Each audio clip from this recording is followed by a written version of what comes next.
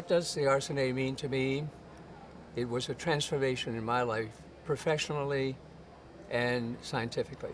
It offered the opportunity not only to serve on the various committees, but it also offered the opportunity to be on the scientific program, not only in the refresher course program, but also in the scientific program with papers that reflected on the research work that we were doing in my department that I chaired at Drexel.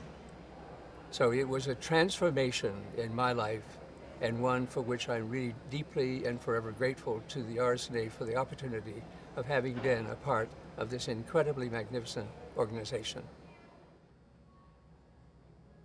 The thing that I find most important by the meetings of the RSNA is the opportunity not only to interact with colleagues, but to be brought up to date with all the new and innovative cutting-edge scientific endeavors that are going on in radiology as a whole, not only just in radiation oncology, which is my specialty, but how has been said today, the interaction between all the specialties in radiology.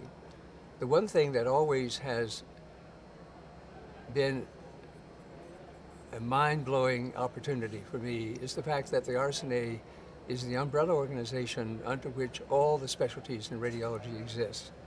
And coming to this meeting offers the opportunity to interact with all of those individuals in diagnosis, in radiation oncology, in nuclear medicine, and in physics that has a significant and important impact on changing and updating on a continuing basis the quality of the practice that I pursue in Philadelphia.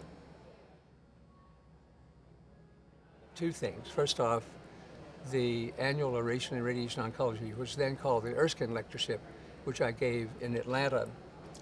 And standing on that stage with 3,000 to 4,000 people in the audience, that's mind-blowing.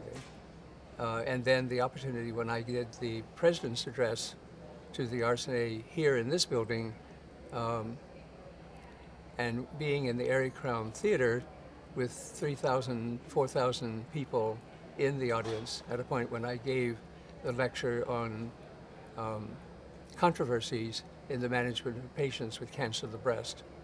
Those are two incredibly memorable events that give you sweaty palms, dry mouth, and everything else. But friends of mine who work in the theater tell me that if you don't have those kinds of reactions, then you're not going to do a good job. I had the reactions, and I think I did a good job, but here I am not always the best one to judge my own performance, so to speak.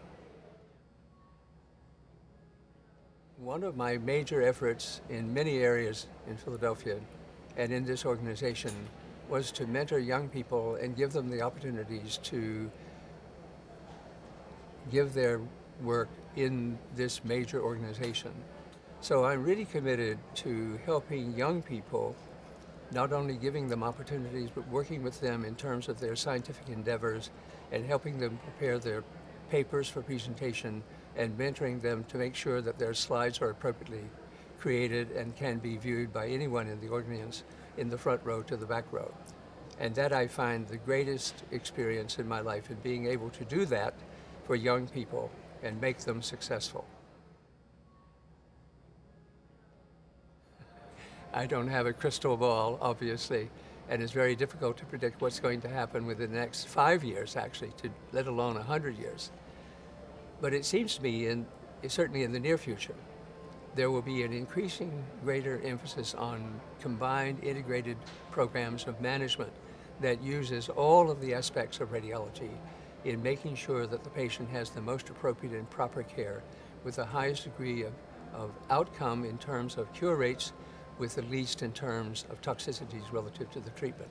And that's already going along very well in its development, as was illustrated in the meetings in 2013 by the presidential address by Dr. Sarah Donaldson and by Dr. Dunphy's address on new technologies in management of tumors using combined integrated techniques of management. I see that being more and more and more emphasis in terms of making the patient the central core of what we do, and to do the best we can do with the highest degree of cure rates, but with the least in terms of any kinds of complication or side effects from the treatment.